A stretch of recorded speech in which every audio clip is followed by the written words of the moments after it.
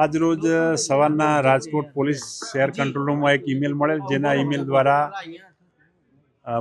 ઈમેલમાં જણાવેલ કે court building નવી કોર્ટ બિલ્ડિંગને બોમ્બથી ઉડાવી દેવાની ધમકી મળેલ છે। જે ધમકી અનુસંધાને કંટ્રોલ ઇન્ચાર્જ પોલીસ કંટ્રોલ ઇન્ચાર્જે એસઓજી, બીડીડીએસ, બોમ્બ સ્ક્વોડ તેમજ ડોગ સ્ક્વોડ તેમજ ઉપરી અધિકારીઓને જાણ કરેલ ને તે તમામ ટીમો અત્રે નવી કોર્ટ બિલ્ડિંગ ખાતે આવી ગયેલ અને તેના આધારે જજ સાહેબને મેઇન સેશન જજ સાહેબને જાણ કરતા સેશન જજ સાહેબની સૂચનાથી તમામ કોર્ટોનું કામકાજ બંધ કરવામાં આવેલ છે અને તમામ વ્યક્તિઓને બહાર મોકલી દેવામાં આવેલ છે અને ત્યારબાદ બીડીડીએસ, એસઓજી અને બોમ્બ સ્ક્વોડ દ્વારા ને હાલમાં કોર્ટ બિલ્ડિંગનું ચેકિંગ ચાલુ છે અને ચેકિંગ પૂરું થયા બાદ જ જાણ થશે કે કોઈ શંકાસ્પદ વસ્તુ મળેલ છે કેમ।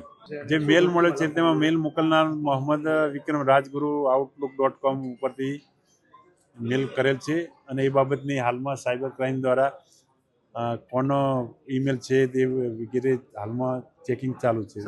ધમકીઓ આવી થ્રેટ મળવાથી પણ આપણે તો પણ એને ઝીણવટભરી રીતે લઈ અને એને પૂરેપૂરી ચેક કરી અને કાર્યવાહી કરવી જોઈએ।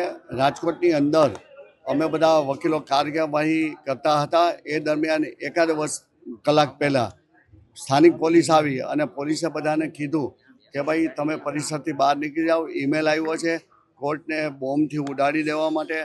અને આજે મને લાગે કે સુરત, બરોડા, અમદાવાદ અને રાજકોટ બધે પણ ઈમેલ આવ્યો છે અને પોલીસને સહકાર આપવા અમે પણ બધાને સમજાવ્યું કે આપણે કોર્ટ પરિસરથી બહાર નીકળી જઈએ અને પોલીસને સહકાર આપીએ।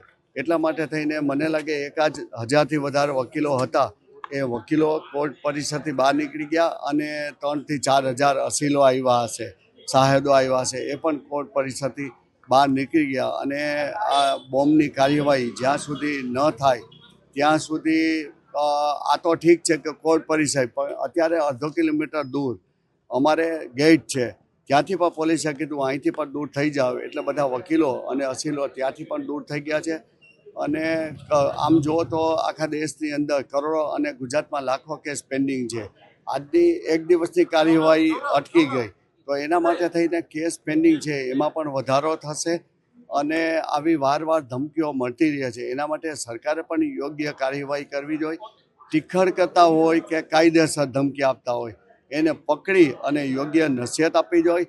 આવતીકાલે બાર એસોસિએશનની મિટિંગ મળશે અને બાર એસોસિએશન પછી ઠરાવ કરી અને યોગ્ય કાર્યવાહી કરવા, કેટલી દિવસ હડતાલ રાખવી અને કેટલા દિવસ નહીં એના માટેનો નિર્ણય કરશે।